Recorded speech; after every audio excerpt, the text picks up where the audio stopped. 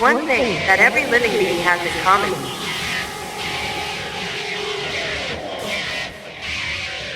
Is the need for destruction. In order to survive, the birds pluck the worms from the ground, the bunnies destroy the earth to hide away, the wolves tear away at the flesh of a deer to sustain themselves.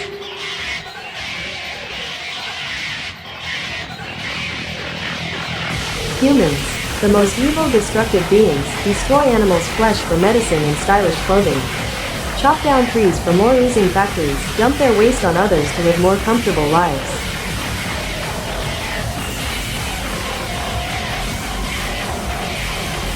But it's a means of survival, right?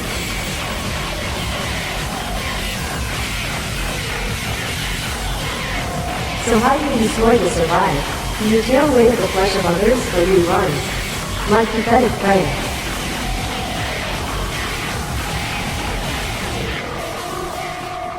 No, I know you. You are the type to destroy internally.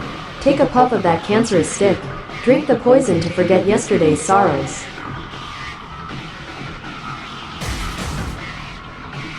Lay down in the bed of another who doesn't care about you. Let them have their way with you.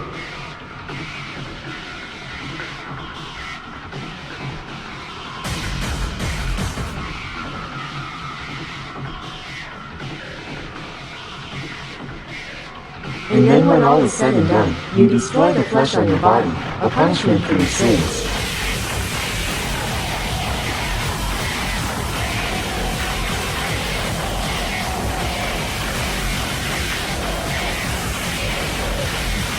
But there's nothing wrong with that. Like the cat that plucks the wings off of a sparrow, or the orca devouring a seal, or even the spiders tearing apart the flies caught in its web. All of us have to destroy to survive. We do not get to choose the form we are born in. Not our gender, our species, or the language we talk in. We don't get to choose the first thing our eyes see.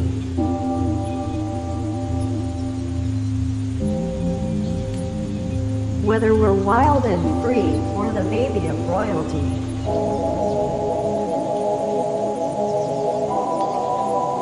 When we are born, we don't get to choose if we're a tiger with stripes or butterfly with wings.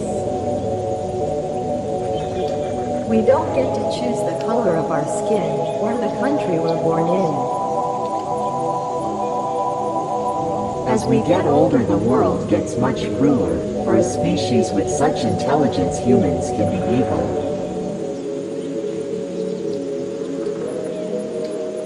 People are cruel and belittle each other, especially to people who are born different to them. People destroy the earth, and those in power destroy the homes of others. I am not very clever, and I don't have much power. But if I had a choice, I'd be born as a flower.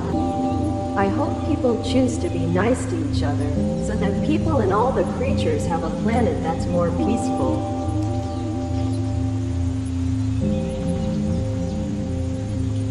And I hope that I will get to see this day, maybe as a dandelion.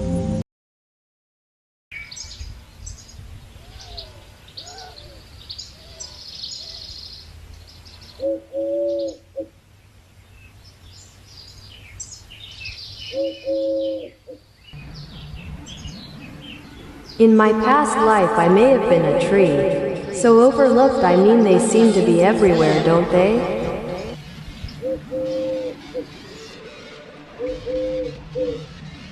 I'm like a tree, I sink into the surroundings, I don't feel too extraordinary.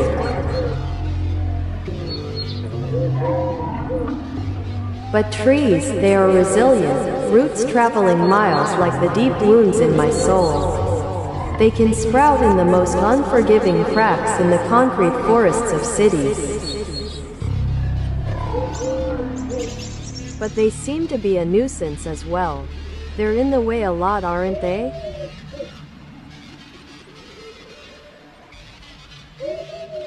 The huge oak tree, it blocks the sun and is an eyesore. If we hack away at its flesh, I'm sure the garden will be much better. But what about the ecosystem within the tree? If it's hacked down and slaughtered, the mother pigeon, with a small squab, will plummet to the ground, a family ended.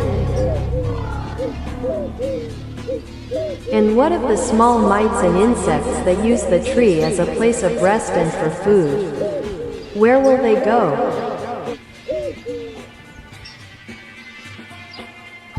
And what of the small mites and insects that use the tree as a place of rest and for food? Where will they go?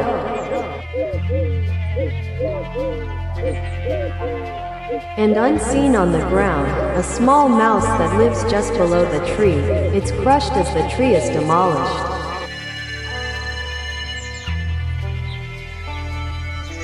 My roots are so strong that even if they saw me as an annoyance, it would be much harder to completely erase me.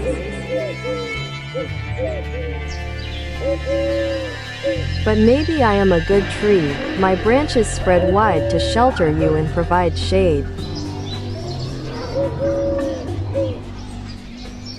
When you inhale, I exhale. When you exhale, I inhale. When you inhale, I exhale. When you exhale, I inhale.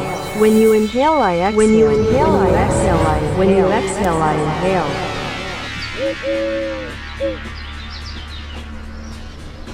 When you exhale, I inhale. And I will always exhale when you inhale.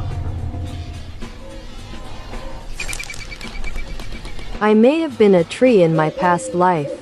I will grow through cracks in the most unlikely places. I will be a home for the sparrows and little termites. Will bear my ripe fruit for you to devour, and when you are sick of me, I'll provide my body, chop me down and build something new. I need to be a good tree.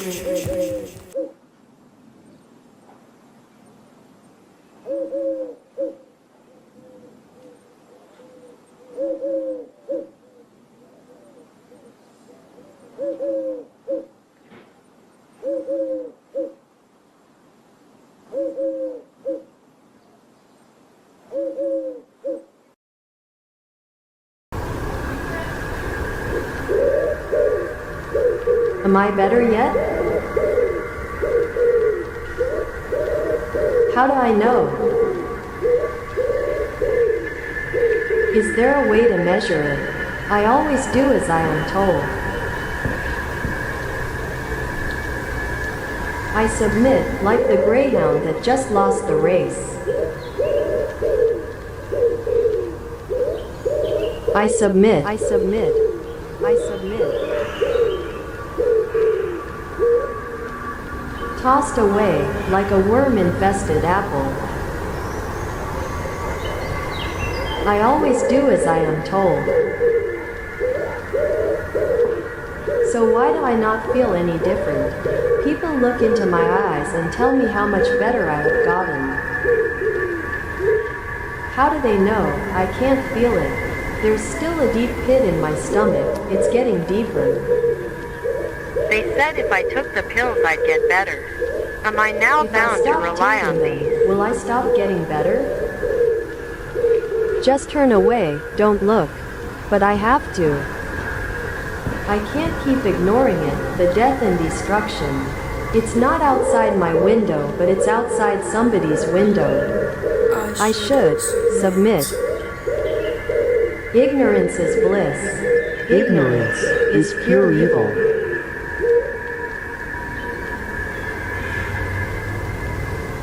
I don't think I'll ever get better.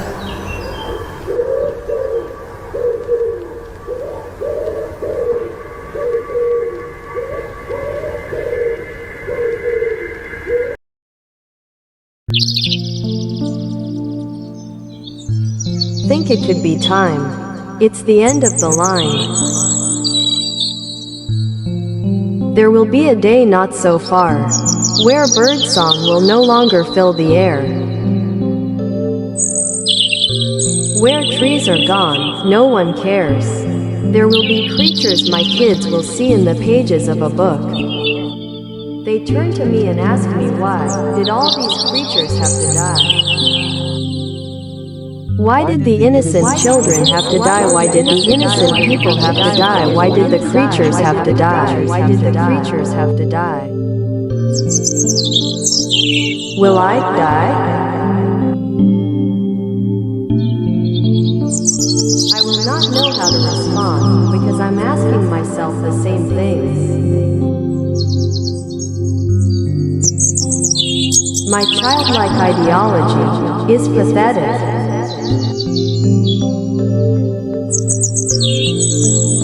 In my mind I see a world where no one ever gets hurt. People all with different skin and animals living happily. The trees will provide us all with shade, and we will make some daisy chains. And then I open up my eyes and realize we are all going to die.